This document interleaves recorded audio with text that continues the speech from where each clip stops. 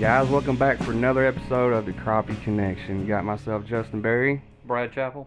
Man, we got our host here, Tony Big T Sheppard from Jinko Fishing, 2014 National Champion Crappie Masters. Man, welcome to the show. Thank you. Glad to be here. Good deal. Man, I've been eyeing all these baits you got here on the table. Can you, man, let's start with something. We'll start with whatever you want to. Show what you got want to showcase here. That's something hot out. Yeah. We got 2 new jigs out, plastics for 2018. They just come out at ICAST. This is a fringe fry. It's kind of like a hybrid tube. It's a solid plastic. It's got flukes cut in the tail. A lot of action. Let me see that. What would you mainly use that one for, Tony? I use it for slow trolling. You know, for a more subtle approach. I don't know. Just my opinion in fishing. I don't like a lot of flash, a lot of bling. I'm going to keep more of a subtle approach, more natural. Big profile there. Big profile, yeah. Yeah, what size is that? That's a 2 1/4. 2 1/4. Yeah. And then we got our curly fry. It's for long liners mainly. I don't push curly tails, maybe a Grenada, like a mile an hour out the front of the boat. Yeah. But the long liners and the guys that cast and stuff, they was requesting a curly tail. How many colors you got in that? 20. We got 20 colors in all of our plastics, from which we have the baby fry and the fry daddy and the mermaid that we've had out for a year or so. I like that. Is he done with glow yet? No, next year. Next year you're going to have glow? We're going to have about 5 colors that glow. Spoiler alert.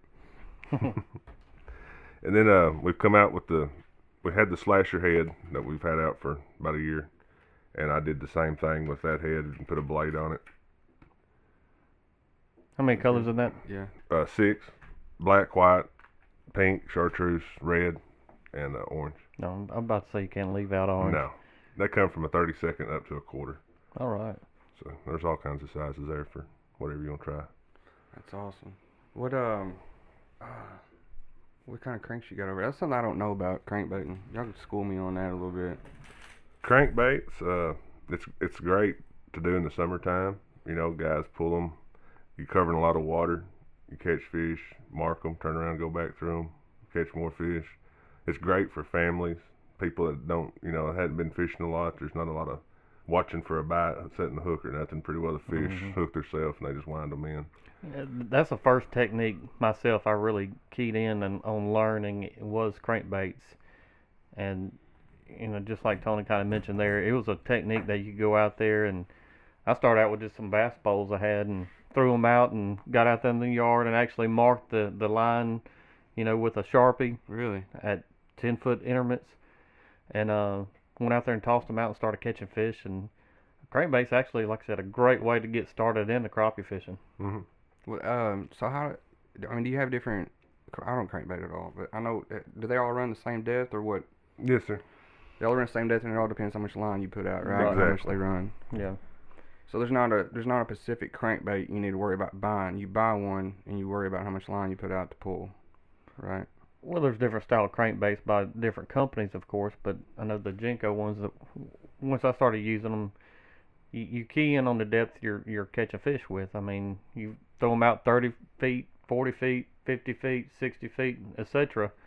And then if you catch one at 50, well, automatically you're going to change every one of them to 50. But colors are real big in the crankbaits, and yeah, we learned that when we was messing around at the res. Yeah.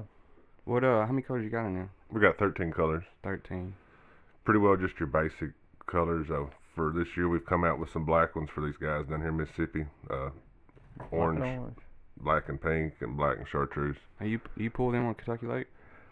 I do in the summer. Like I said, just for fun, going out with the wife and kids, and just wanting to have a good time. Yeah, that's and the easy fishing right there. Not have to worry about who's walking around the boat, making the poles bounce and all that. You can just go out there and have a good time. It's fun. Pontoon boats. I mean, I see a lot of guys now converting pontoon boats over to crappie fishing, mainly from crankbaits. Yeah. They don't make them in glow, do they? Can you make them in glow? This one glows. For real? It's called orange glow. Let me see it. Oh, that's neat. Well, yeah, cool. Colors are a big thing, just like any other bait style. You can have a little bit of every one of them to make sure you're catching the fish. Does all of them have BBs in it? Oh, yeah. And that's the thing I've actually thought about a little bit, with our Asian Carp problem we have on Kentucky Lake. I see guys pulling and them carp will jump behind their boat, spooking off the rattle. And I thought, well, you know, if it's blowing the carp out, it's got to be spooking the crappie. So why not make some silent crankbaits? That's all. Yeah, that's good right there. Keep you from, you know, blowing all the carp out and spooking the crappie before they have a chance to bite. And I didn't realize that, like you just said about the Asian carp getting scared by crankbaits. I was fishing Lake Ferguson about 3 years ago, and we were pulling crankbaits, and out of nowhere we started having carp jump back behind the boat, right where the crankbaits were, and it was really fascinating to watch those fish jump up because of a crankbait. Yeah. Did you snag any of them? No, I did not. Fortunate. Yeah, I was very happy because I didn't. You showed me the other night. Show me that spider rig deal. You Talk mean about that. mini rig? Yeah. Mini rig, spider rig, Soda. pot, Soda. Coca-Cola bottle. What makes my mini rigs different is the swivel, and I sell the swivel separate. And I've actually got 2 swivels. One I use for the mini rigs. They're for. Is this the same one that's on there? Yeah, it's the same exact one. Oh, That so you comes buy on. these individually? Yeah. You make your own. So the guys out there making your own, you can have these real good swivels. Right. And I also got another one that's got a little arm on it. That way, if you want to fish a jig on your top, it keeps it off your line, you know, going slow. Your lead ain't laid right up against your direct line. It's giving you a little bit of a gap there to kick it away. Right. Well, for the guys out there that's listening, I've been tying my own minnow rigs, spider rigs, whatever you want to call it, and Tony showed me here that swivel, and I'm really sold on that swivel. I really like that. It saves a lot of headaches. The deal about it is it can rotate around and around. You know, the minnow can swim free even if you're stopped fishing steel over structure. Right. That minnow can swim and you don't get tangled up. And then, you know, once you get tangled up once, you get memory in your line. Yeah, and you're trying to stretching it back out. It always does it, and this will keep you from doing that. That's awesome. Oh, hey. What sizes do you selling those? Where you start out and where you end up? We got quarter, 3/8, half, 3/4, and 1 ounce. Cover just about Pretty anything well, you want to do. About everything you want to do. We have talked about coming out with like some 1.5 ounces for A little bit speeding up in the summertime. power trollers. Throw some 2 ounces on there. I was looking at that red hook. I didn't know till the other day you told me that the red hook.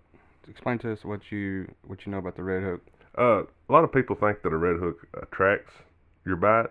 It's really that the red disappears. So when you're fishing it, the fish are only seeing the minnow and not the hook. You know, that's all theory. I've never talked to a fish that told me that he could see red or not red. But I mean, I think it does work. I've tested them against gold hooks. I think every lake's different. You know, if I fish Grenada, water clarity and everything. if I fish Grenada, I want gold hooks. Mm-hmm. If I fish here, I like the red ones. It's just So water clarity. You don't use red hooks at Grenada at all? I do some, but I feel like on Grenada on a sunny day, most of the time I think a gold hook will get you a few more bites. What about you, Brad? You pay attention to the hook color? Probably not. You know, Grenada, that is one lake that I really try to spider rig more than any other lake. Now, as far as the hooks, I wish I could say I paid attention to that amount, but, you know, taking apart, like we've talked about in other episodes, was, you know, those details like that. And that can be the whole key in any lake you go to, actually, is something simple as the color of a hook. Get you 2 more bites, that makes the difference in the world. A pattern within the pattern. That's right, exactly. That's what you look for. I know one thing that we did this week before we had Tony come on was we asked our people listening to the show, watching the show, to come up with some questions for you, Tony. And we're going to go through those and kind of talk about them, elaborate on them as much as we can and want to. But I know one that come up real quick, like probably the first question asked was about Kentucky Lake and the Asian Carp. And kind of your opinion on it and the health of that lake and the whole status of Kentucky Lake. In my opinion, the carp have definitely hurt it. I don't know that carp is the full problem that we have on Kentucky Lake. The fish this summer have gotten healthier. They're healthier now than they was a month before they should have spawned, which I don't think very many fish spawned this past year. They just didn't make very many eggs, and they were poor, very poor. Wow. And weak. You know, you catch them swimming live when they die. Just you know, you could tell something's really affecting them.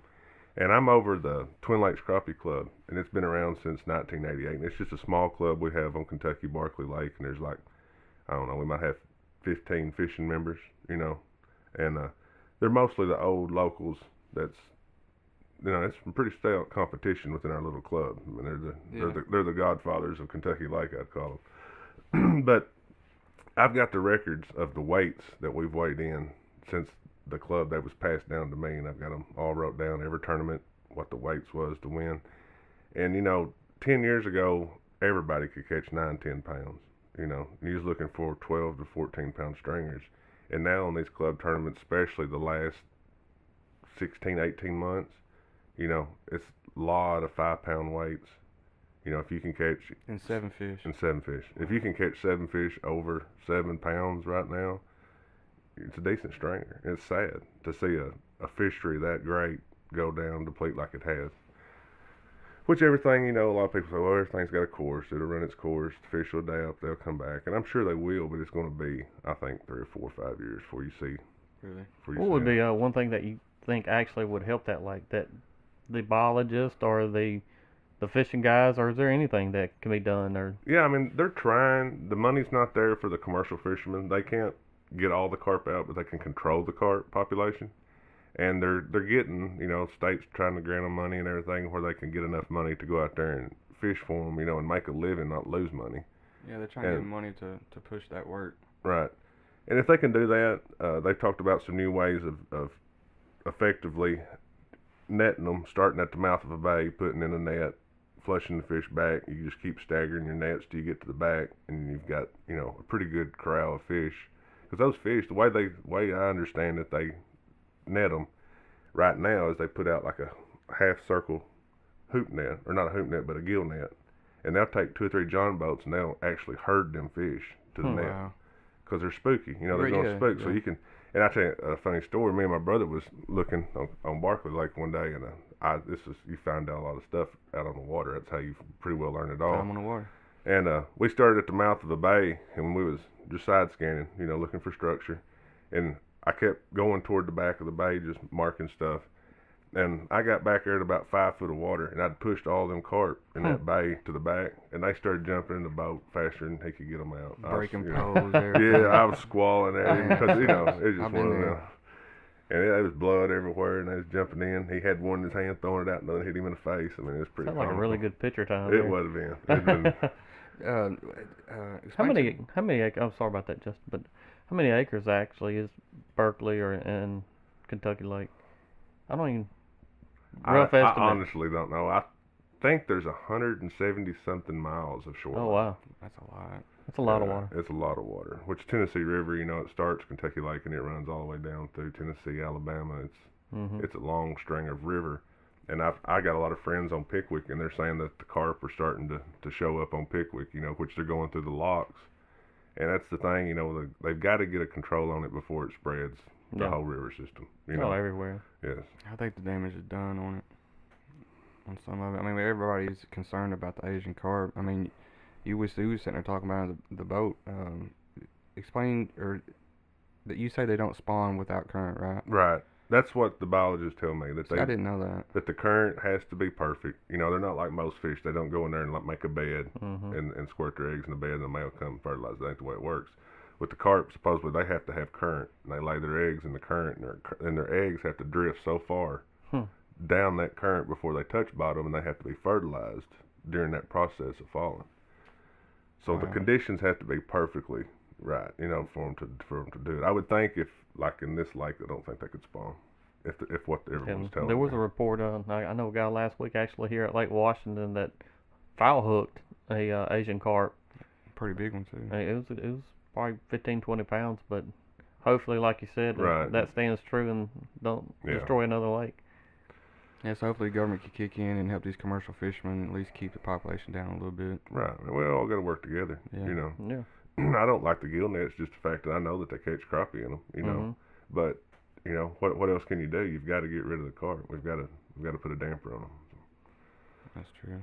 I think the only thing, on a fishing standpoint, I mean, no, we don't fish for them and very rarely catch them, but so I don't know if on our end anything we can really do but ask questions and getting involved, even if it's some kind of community effort on removing them. Right. Yeah, would they have the Bassmaster or something over there, and then they all noticed how big of a issue it was, and they had a big push on trying to get something going for whether it be the government or anybody to step in and try to help figure it out a little bit. Right. And it's taking its effect. And what's scary is like all the people that come down to spend their week vacation on Kentucky Lake. Well, now they're not liking it as much because the fishing's not as good. You got the carp problem, so they're going to go other places, and Yeah. that's a lot of revenue that Kentucky's going to lose off that lake.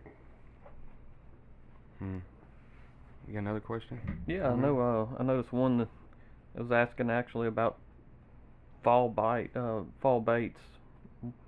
Some of the baits that you prefer to use in the fall. I already know that answer. I'm pretty sure. Yeah, because I don't live too far from there. I think it's a universal answer there coming. Well, it is. There's a point in the fall that I feel like the fish, they're like a light switch and they trigger to a feeding phase. But before that feeding phase, they're hard to catch. And I like downsizing to a small bait, inch and a half or smaller. And I'll fish like a 32nd ounce head with a half ounce weight above it with about a 2 foot drop. And what you do is what I do a lot, especially fishing structures, is I'll pull into that structure going so fast, say 0.2, 0.3, and then I'll see it on my 360 coming, and I know that it's 15 foot in front of me. I'll turn my trolling motor around and hit it and about stop myself. And what it happens is all those jigs fall into that brush. And with a 2 or 3 foot drop, I'm getting the presentation off that jig is just like you didn't have any weight on it. I'm getting a couple feet of fall with that jig. Natural fall, huh? Right, where a lot of people just put a jig on a bottom of a minnow rig and you only got 6 or 8 inches, of line there, and you're not really getting much presentation out of your jig at all. And presentation and location's the 2 major things. Oh yeah. Then once they start feeding up and they start getting, gorging themselves and stuff, I'll go back to a bigger plastic, a 2.5, 2 inch plastic, and try not to catch as many of the little fish, once they start biting. But there is that time in August and September that the fish are in that late summer, early fall pattern that I downsize to catch them. Yeah, that kind of goes back to how you actually became the 2014 national champion. It was right here on this lake, and I remember that bite, and it was tough. We was right out there, and there was, on the second day, there was probably 35, 40 boats around us, and I'm going to say 30 of the boats didn't catch 7 fish, and we was catching 35, 40 keepers a day. And it was something, because you wouldn't think just something that small would make a difference. And those fish are there, but some people sat there all day with double minnow rigs and caught 4 fish. And it's amazing. You think about that. You guys actually won that tournament by using plastics, and when 90% of that field was using live bait. Yeah. I think that right there is so impressive to me. Of course, I'm a bait guy. I like plastics. I like crankbaits. I like having that feeling that you've got to actually fool the fish to biting something that's not real. Outsmart them a little bit. Outsmart them, yeah. So you didn't lose live bait at all? No. I'll be darned. Tipped with nibbles. If we didn't have a nibble on it, they'd hit it and they wouldn't hold on long enough to get your hand on the rod to set the hook. And we started tipping with nibbles and they'd hold on. Was there a certain color nibble, certain kind you had? In this tournament here, I was pretty fond of the green glitter. Green glitter? Yeah. I got that. I'm going to use that. That's a pretty good one. I'll be darned. You like the glitter? I like the glitter. Oh, okay. Yeah, Egypt likes glitter, honestly. They like it up there. Yeah. Nibbles are they're a good tool to have in the boat. Absolutely. We're talking about nibbles for a second here. I remember at the tournament that I was longlining and just decided for the fun of it to put a crappie nibblet on a jig and pull it behind the boat, and it was like a light switch. Really? Yeah, especially if the fish are into following mode, where they want to follow the bait for just a minute before they hit it. Yep. Then they start getting that smell off that nibble, and it makes them go ahead and commit. Yeah. That's one thing, Tony kind of touched on a while ago, was the details on details, patterns with patterns, and getting that second step of patterns is how you win major tournaments, and it's very challenging to do. Yeah, I mean, you pull up to a brush pile and you can tell that there's 10 or 12 fish on it, and you pull up and you catch 2 fish, most people satisfied, Mhm. and they'll go to the next one. But really, you should sit there and start going through your colors and Mhm. figure out what color that catches 4 or 5 more fish than the next spot you pull up to. See if it don't catch half of the fish that's on Mhm. it. you That's know? a great point right there. I mean, great point. there's always patterns within patterns. You tried to when you set out to. I know one of the questions was discussing or breaking down a new lake. What was one of the things that you do? Say if you go to Toledo Bend. I know we talked last night. You've never been down there. Mhm. Toledo Bend. I know it's right over 100,000 acre lake. If we went down there tomorrow, what would be your best approach of pulling in the parking lot? Or would you start before you got to the parking lot? What would you do to go down there and actually want to bring home fish and be successful down there? Most time when I go to a new lake, I start off by researching maps before I go. I'll try to find out where the main tributaries are that come into it, the main creek arms, where the crappie I think are going to go when they spawn or when Mhm. they go up in the creeks in the fall. I start by that, then I start social media research. I'll Google Toledo Bend fishing, YouTube, watch videos. But most of the time when I get to a new body of water that I've never been for, there's lots of times that I won't never wet a hook the first day. Mhm. I'll side scan, I'll drive all day marking structure, especially if it's a structure where in the lake where the fish are relating to structure. If it's an open water like Grenada and stuff like that, I'll probably will fish the first day, but I'm not going to fish long nowhere. Mhm. I'll put my poles down and make a push a couple 100 yards long. If I think if they're there, that's where they should be, then I'll move on. Yeah. Pre-fishing to me is a lot of covering water, but you got to cover it thorough. Right. You could, like on Kentucky Lake, it'd be very easy to go into a bay and hit 4 or 5 brush piles and be like, well, they ain't in here, and leave them. And when honestly there's 100 brush piles in this bay, and there's probably big fish on about 2 of them. Mhm. Usually they're congregated together, and once you find them, it's game on. But Mhm. but a lot of fish get overlooked. I think people try to fish too fast and not thorough enough. Mhm. It's got to be fast and thorough. I talked to Colton, which he owns, Jinko. He's the same way. He fishes fast, but he fishes slow. Mhm. He don't move his boat fast, but he makes a lot of casts in that little bit of time that he's going. And I think that's the same way crappie fishing. I think you've got to be thorough when you're doing it, but have faith that when you do it in that area that you covered it well. You didn't leave nothing, no rocks unturned. What about actually setups on your poles? What would be, like I said, pull into a new lake and you're wanting to set up your poles? Would you go strictly live bait, or would you mix them out, or how do you look at your pole setup? Well, most of the time I start shallow. Like if I'm not uncertain of what depth the fish are in, I mean, this is not knowing nothing. I'll go to what I think is probably one of the better creek arms or better spots of the lake, and I'll start shallow, and I'll start working my way out. And the first day, a lot of times, I'll fish minnows, just because there's no guessing in colors and all that and this, I'll fish the minnows. And then the second day, I'll usually go out and fish jigs, and I'll kind of compare what I thought was better, Mhm. But if at all possible, I'll go to a jig. Mhm. I feel like you catch more fish on minnows, but I feel like a lot of days you'll catch bigger fish on jigs. I very rarely ever hear that one. That's just my opinion, and that's what a lot of fishing is what you got faith in. Absolutely. If you told me to go out here to so and fish it, I can't catch your fish most of the time. If I tell you to go out here, you can't catch my fish. And it's just all faith, really. I mean, confidence in what you're doing, the colors. Fishing shallow water, I love fishing a single jig, just an 1/8 ounce jig head, No weight above it. no weight above it. It's moving slow. 8 foot of water or less. I like doing that. Mhm. A And then- single jig. A single jig.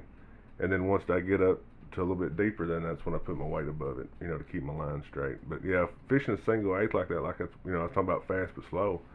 I'm probably moving 0.2, but I'm covering that area thorough. Mhm. And then once I reel them up, I'm satisfied that there wasn't nothing there I needed. Big profile baits or small ones, just staggered up on your second day. We're talking about jigs. Yeah, I can tell a lot of that by minnows. Mhm.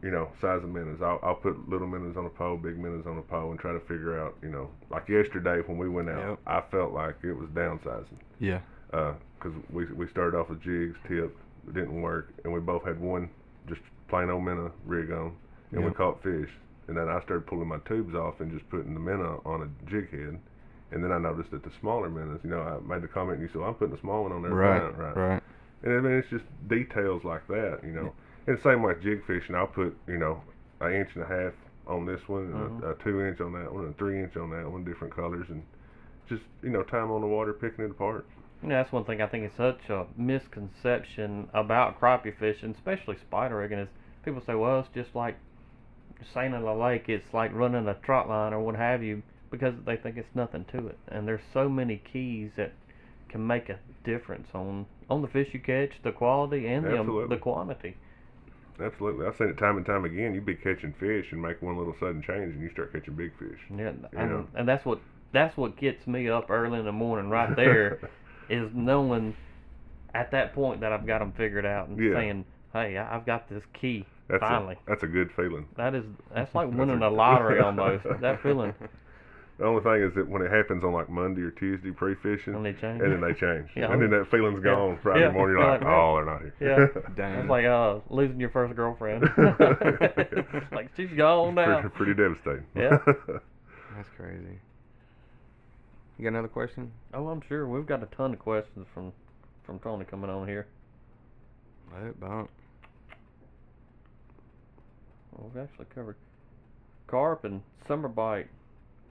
Can you always catch fish on the ledges on Kentucky Lake? Any time of year? Yeah. My opinion on that. Yeah. Especially Kentucky Lake. There's always fish shallow, and there's always fish deep. Right now, the shallower fish seem to be a little bit thinner.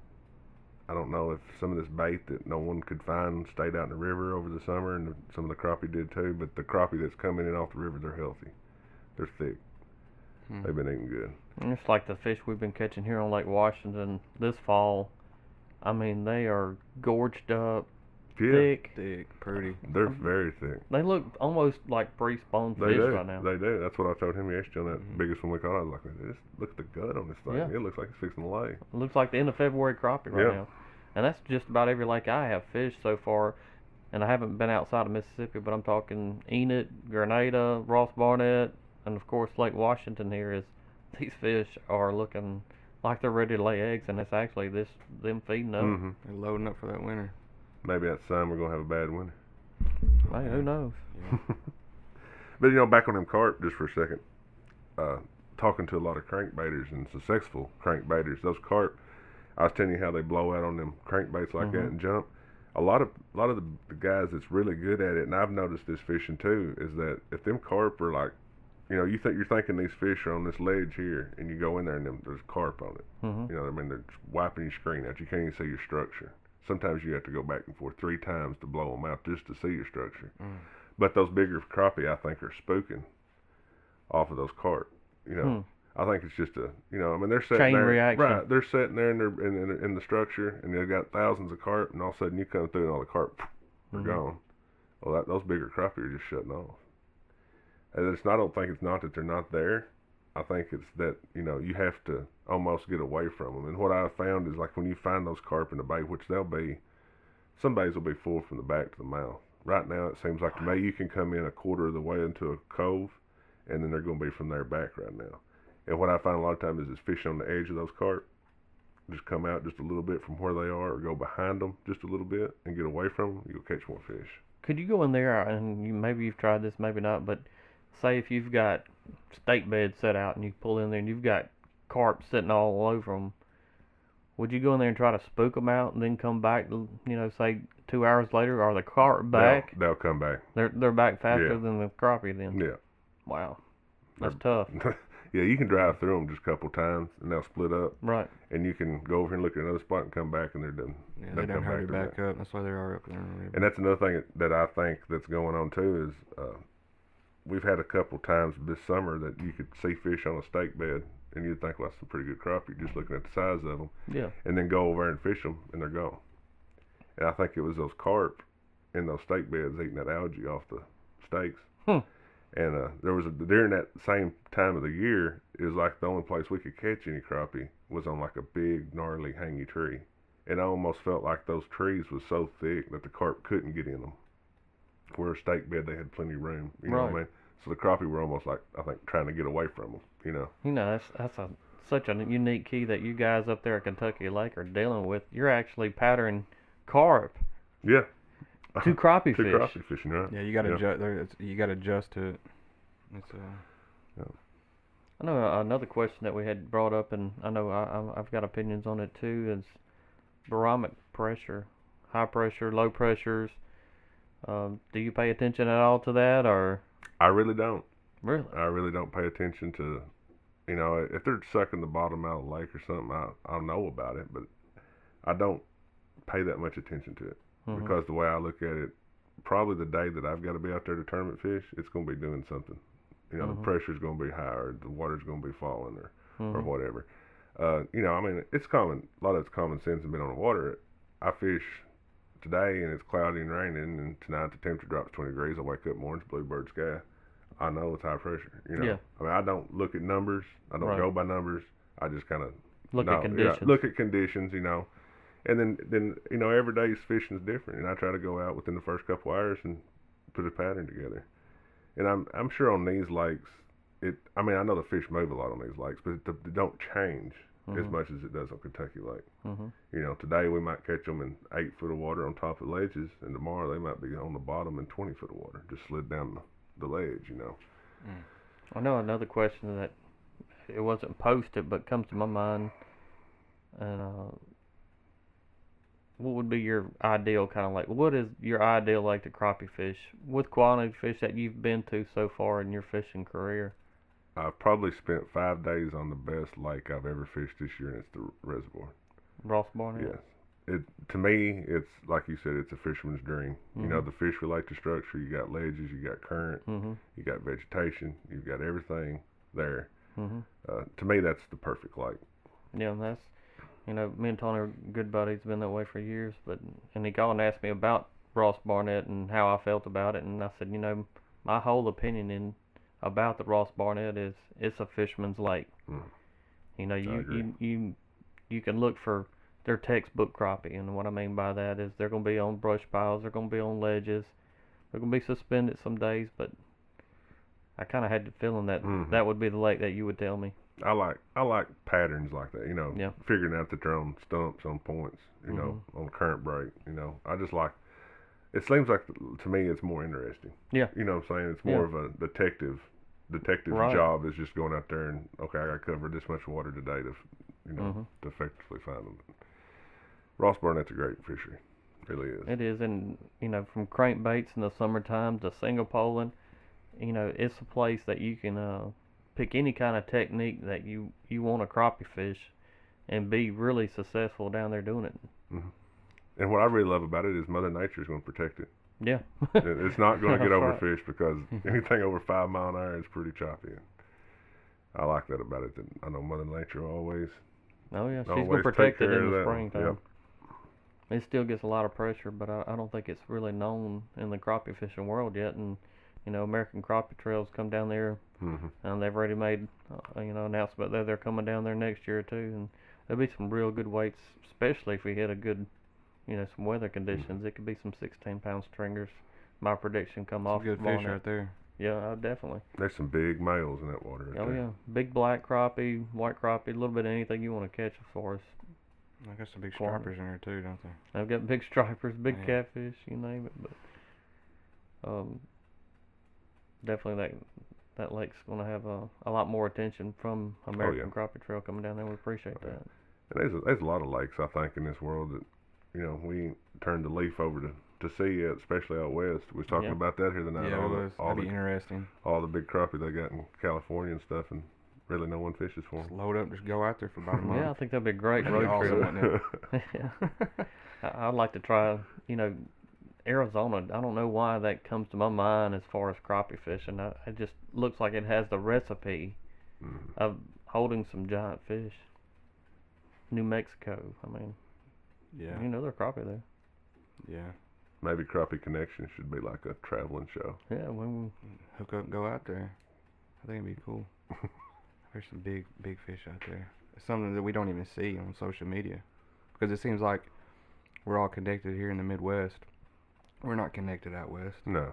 No, it kind of stops from Oklahoma. I mean, my opinion is Texas, Oklahoma, and then it kind of curves back, to the Missouri and of course Illinois and Kentucky and everywhere Yeah. else. But Yeah, I'd love to see the trail go out there, even maybe up north, like we talked the other night, Minnesota. I mean, there's good fish up there. Minnesota. I mean, we're everywhere up through there.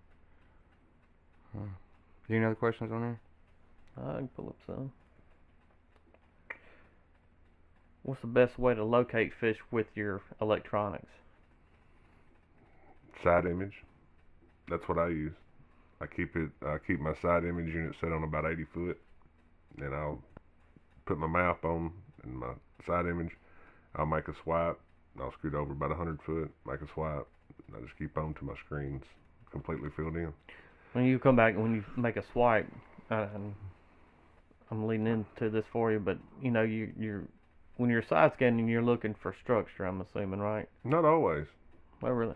A lot of times, Breaks like on Grenada, I look for the fish. Mhm. If they're, say, springtime when they're on flats moving in, you can take a side image and go across flats, and you can tell, this lake here, you can do it. I've done it many times. You can go across, just keep on, and you'll see where the concentration of fish are. Mhm. You just keep watching your screen, remember what you've seen. If I see a pretty good wad of fish, I might mark them, put a waypoint on them. And I keep on till I think I know where the most concentrated area of what I think is crappie is. And then that's when I start my fishing. Mhm. You got it linked up to your 360 up front? Yes. When you hit a waypoint, so you can go right to it up front? Yep. That's nice. Yep. Now, you talk about 80 foot. Some of these guys out there, yeah, the side imaging goes out to what, 250 plus? 100, yeah. 100 foot, 150 foot on each Yeah, side. so he said 80 foot. I mean, the Kind of depends on depth of water too. Depth, and the thing I do is with 80 foot, I've looked at that screen so much I can tell about what size fish are, what size the structure is. When you go to adjusting that, everything changes. Mhm. You know what I'm saying? You put it on 150 foot, and the stake bed's going to look just like a little bitty square. Mhm. Yeah. Where on 80 foot, I can actually see the stakes in it. Yeah. And I mean, that's just getting, just Time on the water. knowing your units. Yeah. Getting used to them, know what you're looking for. Right. So go through there and scan and look for fish and Mm-hmm. come back and And throw the bait, holes up. of course, bait's always a factor. But you go to some places, some of these lakes, there's so much bait, it's just unreal. Mhm. Truman, Grenada, and you find the bait, look for the fish, think where the most fish are, and then hit it. Do you find that you have schools of big fish or big mixed? What is your opinion when you see a big school like that? You're going fishing, I'm assuming for sure, but do you think actually you have big schools of big crappie, or do you think they're mixed in age class together usually, or? I think a lot of that's what lake you're on. Like on Kentucky Lake, used to, the big fish were together. Mhm. But now, we don't have that many big fish, or they're not biting, whatever the case may be. But you're liable to catch a big one with little ones. Right. You might catch 20 fish, 8 of them be keepers, 7 of them was under a pound, but when you have one, it's a pound 3/4. But on lakes like Grenada, if you catch a big fish, They run together. you better slow down right there for just Yeah. a minute. Yeah, that's my experience on Grenada Yeah, too. but I think every lake's different, on how the fish school up. On the majority, I would say the big fish roam together. Maybe not hundreds, Right. but small groups. What's another good pattern that you've seen at Grenada that you've got that second pattern going, Mm-hmm. and that light bulb just clicked and said, "Hey man, this is the key." And that's one thing that I like asking my buddies is, I really don't care where you caught them at. I want to know the details of it. Tell me one good story from Grenada that you had all the details there. It's probably one of the funnest trips that I've been on, and it's when we won. Right after we won this one, we went to Grenada and won the early bird. And I've never done this again, except that's one week.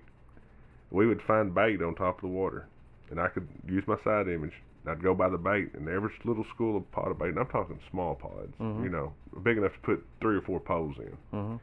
You could see those fish underneath the bait, and most time it was 2 to 3 fish underneath the bait. But what the cool part about it was that bait was on top of the water, and we was just fishing by sight. Really wasn't even paying no attention to the grouse once we put the poles out. One of us is constantly looking for bait, I and got when you find the bait, you'd go over and put your poles in it, and you'd catch a fish or two. So your fish in that water is fairly. I fished that It was same slick, tournament. yep. and you could see that bait on top of the water flickering, and you would rush over there to put the poles in there, and then you would catch the fish. And a lot of times, like we was talking yesterday, slipping up on them, we would coast into them, you know, so we didn't spook them as bad. But we'd get going, you know, 0.6, 0.7, and have the bait up there 50 yards, and then just let off the trolling motor, kill everything, and just glide through them. And anybody listen, right there, if you want to take something from you and put it in the boat, that's a key right there that I would write down almost. Yeah, I'm gonna write that down right now. Yeah, write that down, Justin. Put that a note. But that is a very good tip for our listeners. Is hey, use that trolling motor, but also react to that condition and pick up those details. And Stealthy is a stealth mode. big part of crappie fishing. Water slapping the boat. Yeah, I got a pad on that silent stalker. I got it in front of my boat. I like It makes a a lot. difference. It makes a big difference, I think, especially when you're fishing in shallow Pressured fish too. Yeah, Pressured fish. Got another question, Brad. I'm flipping through there right now. What you got behind you over there? That's a Jinko net. How light is that? It's 17 ounces. Comes with 2 different heads. We got 3 heads. Got a 100% rubber head. We got a small mesh and a large mesh. It extends out to 12 foot. Stop it anywhere you want to. It's the Cadillac of nets. You know, when did Jinko really decide to get into crappie fishing? Because all of a sudden, I know me as a fisherman, it seemed like one day I never heard of Jinko, and then all of a sudden, you know, they came out and they hit the door running, I would say. Yeah, they, you know, Colton won the Bassmasters High School National Championship, and his dad kind of gave him a choice: you want to go to college or you want to start a bait company? And he wanted to fish, you know, and I was like, he asked me about it, and I was like, I think you can do it. And they started out, and they come out with, I think, a hair jig and spinner bait, and 4 or 5 bass baits, you know, at the very beginning. And they come out with a crappie rod. And Matt came over to my house one day, and he asked me, he said, would you be interested in doing the crappie side, the Jinko? And I was like, absolutely. I like brick for a living, you know. It's a no-brainer. It's a no-brainer. So we started there, and that's where we're at. And we're a 2-year-old company, but we're trying to grow quick. You know, I mean, we got a full line of crappie products from minnow nets to jig heads to jigs to planer boards, crankbaits, you name it, we got it. And we got full line of poles. I think we got 18 different crappie rods, and you know, that's sizes and everything. And next year, you know, we're gonna come out with bass rods. We're trying to be like a next Pure Fishing, I guess you could say. You know, for a 2-year-old company to be where we're at, I'm pretty impressed.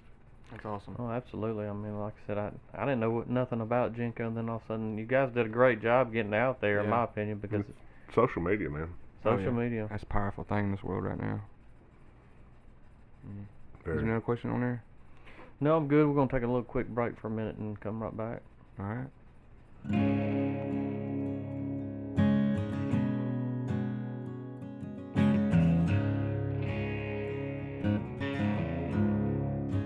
All right, guys, welcome back to the Crappie Connection with Tony Sheppard here. We got our thanks to official sponsor of Crappie Crazy. Also want to welcome on board is The Direction TV with us, with Mark Stowe. Give them a look up on Facebook, YouTube. They got a television show called The Direction TV. It's a good outdoor fishing channel. They go out fish all over the country here, so check them out. Gonna do a couple crappie fishing shows here in the future as well, here on Lake Washington. Yeah, can't wait till that. For that. It kind of steps into our next little topic we're going to talk about with Tony here is, you know, the state of crappie fishing. What's your vision for the crappie fishing world to come to? I would like to see the crappie fishing world come to the place that where the bass fishing world is now. What do you think that's going to take? It's going to take a lot. You think there's a point where we could actually get there? It's going to take a lot. I think we can get there, and I think one of the first steps of doing it is going to all artificial bait only. Yeah, could you imagine that? That'd be a next step. I've been dreaming that, and that's me as a long liner or a crankbait puller, what have you, is a troller is artificial only, and I think that would be awesome. Yeah, it's going to hurt a lot of people. You know, a lot of people are not going to like it. But, you know, at the end of the day, you can take a 4 or 5 inch shiner or gizzard shad and you catch the biggest bass in the lake, but it's not cool for a bass fisherman to go out and use live bait.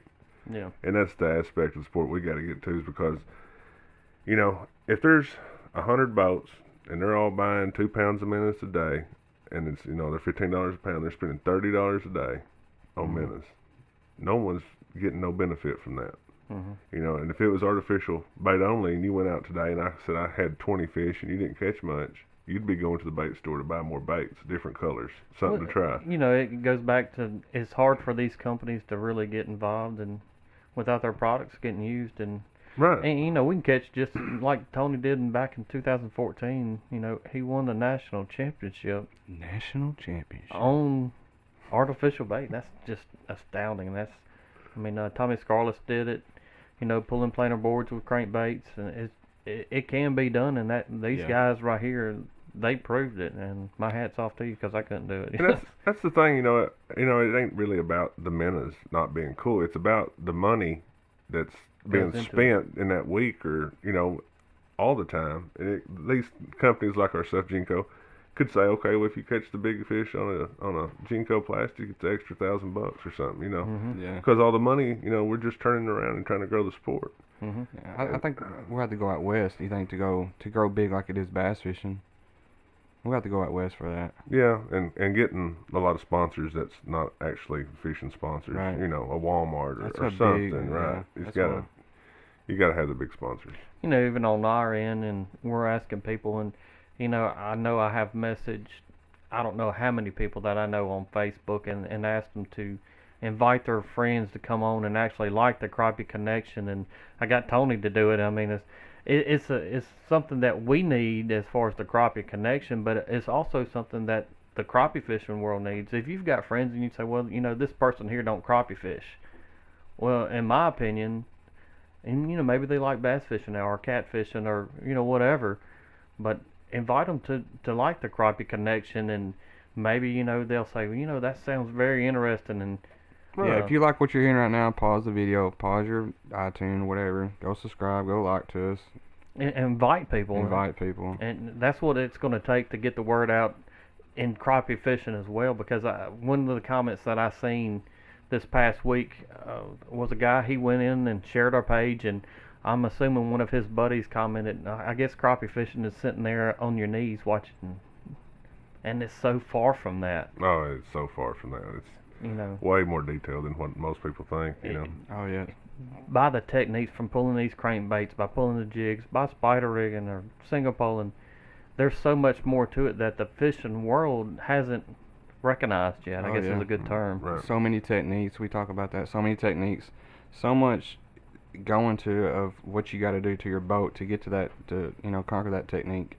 You know, one of the things that we did last night, and of course the people listening here don't know, but you know, we sat around last night and we watched Justin sit out there on the bank up here at Lake Washington and cast a bobber for crappie.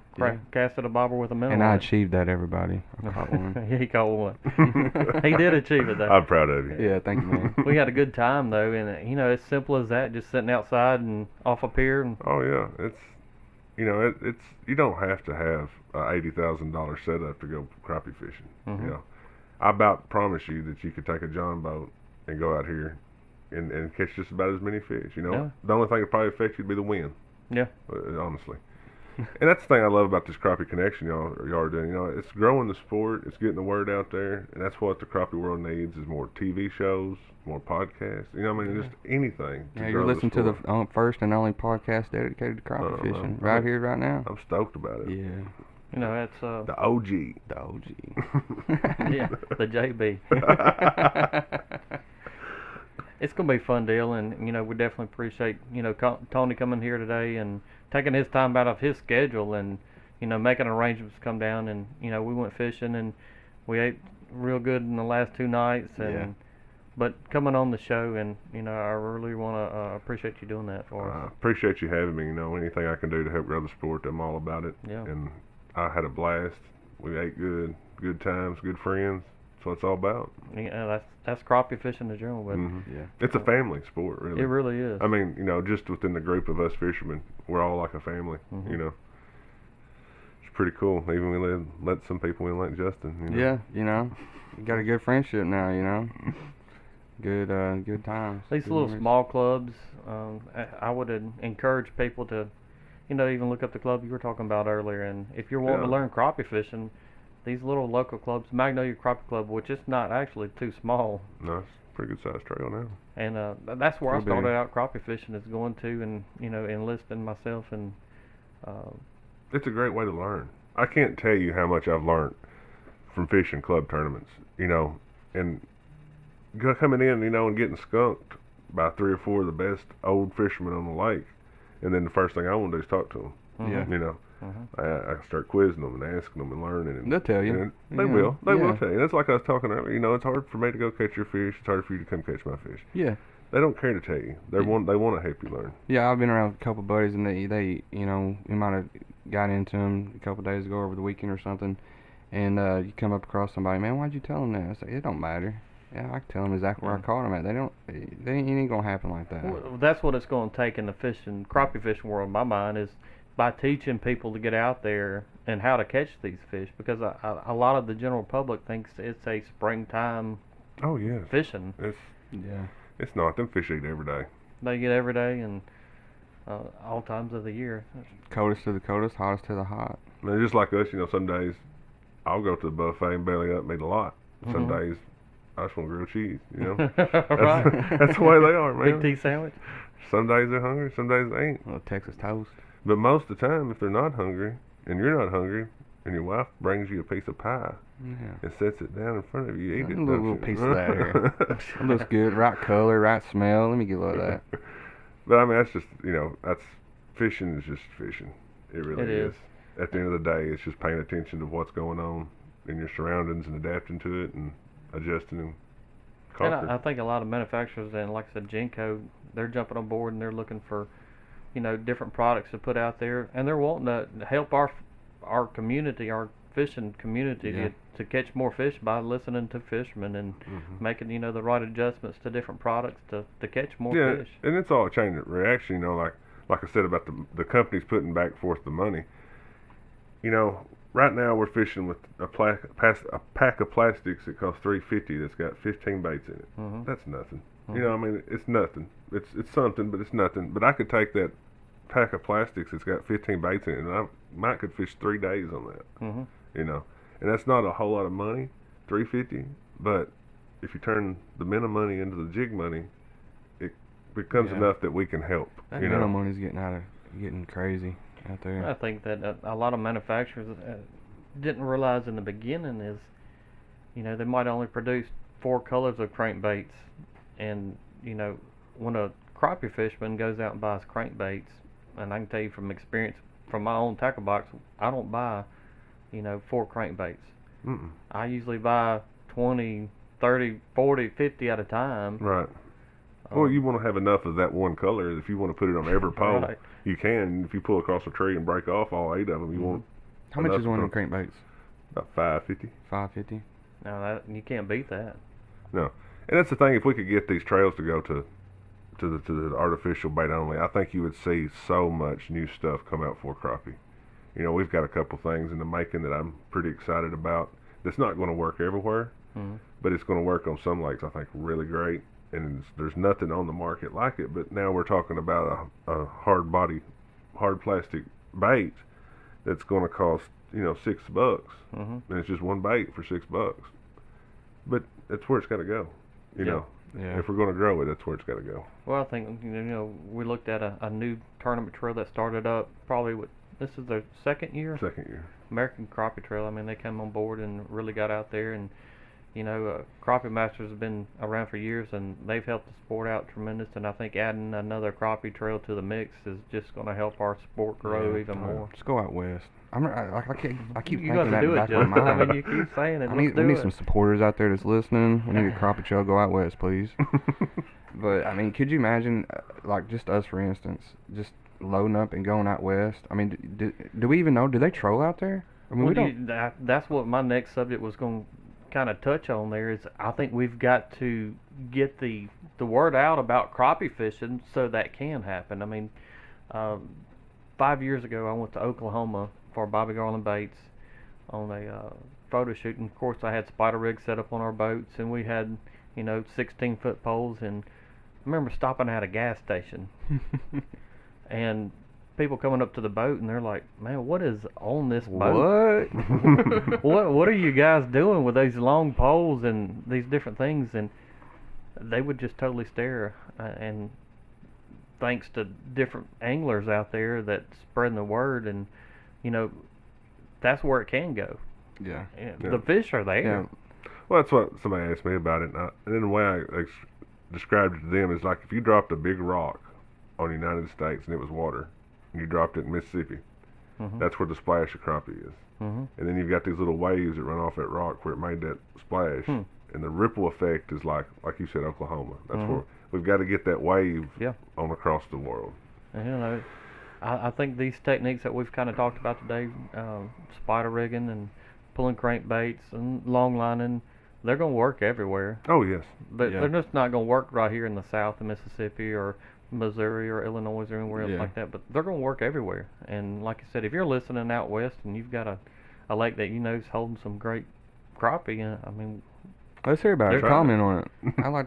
We might take a road trip out there one time. I'm game. I would love to go out there. That's kind of on my bucket list. Would be go out west. Have you heard any big lakes out there? Does anything pop up to first thing in mind? Not to me, but I just think of states, and I just think of the climate. You think of the growing season. The growing season for those fish are there, and very capable. Where are you going, Justin? Close my computer up real quick. I want to Google and see the biggest lake out there. The biggest lake out there. Yeah, for crappie fishing. Give me a second. Why's it got to be a big lake? Well, I mean, like Google. I mean, you can Google anything. Let's see what the biggest lake out there is for crappie fishing. I think it's virtually unknown, and that's the whole thing that I'm saying is here because people are not really doing it yet. Right. What I've seen, watching YouTube videos and stuff out there, they're fishing a lot of some kind of dead-looking pencil grass, and they're black fish, big specks, and they're big. Like we're talking about the growing season, 2 and 3 pound fish. Who knows? The next world record might be in New Mexico. It may be. Yeah. I know Texas has got some slabs. Yeah, there's some guys that are just annihilating them on the brush piles over there right now. But oh man, they got some big specks out west. Arizona's got some big old fish out there. Big old fish. Big O fish. Big old fish. He's been in the South too long. Is that it? Get away from the sody. No sody. I'm never going to get. It's always going to be there. We're right? going to bring it up every episode. That way you never forget sody. Let's see here. So I can pull this. Yeah, there's some big specks out there. So yeah, I mean I keep thinking about that. I'll have to make a trip out there. Just getting the recognition of guys getting out there and trying these different lakes and trying these different techniques across the world. Not world, I guess, but United States for sure. But there's so many different techniques. Dock shooting, jig fishing. Dock shooting, that kind of come out of nowhere, that little technique. Yeah, do you do a lot of that? I've started here lately just working on it a little bit. You only do like during the fall or like when's the best time for it? Well, like on Kentucky, like the falls when it gets good. I think most lakes it's like that. I really haven't researched dock fishing a whole lot. It's not been my your go-to. Right, so. But it is fun, doing it. It's fun. We went here today to a little lake about an hour and a half from the house. And in this little lake, I think it's 1,000 acres, and there's only 7 docks on it. But to me, like learning a sport like dock shooting, that's where I wanted to go do it. It wasn't like I had 100,000 docks and all this different depth of water to do it, to learn it. I went to a lake that was, they had 7 docks on it, and only 4 of them had enough water to fish. And we caught over 100 fish and had 44 keepers. What pond is that again? Where is that? Tennessee. Tennessee? What lake was it? 1,000-acre lake. Oh, you said that. Sorry. 1,000-acre lake. But it was, just going places like that, it's almost like the kid coming out of me. You have a day and there's not really nothing going on. You want to go do a little filming or whatever. I'll go to a fun place, and do something that I normally don't do, just to learn. And that's how you become better, Yeah. Like I said, I don't pull crankbaits that much. I don't long line that much, but it's something that I've got to learn, you know, because there may be a day that I have to do it. You know, I have to do it. But most days I'll have 8 out the front. That's what your go-to, huh? 8 out the front. 8 out the front. 8 out the front. Yeah. We touched about it, and you know, a little bit, and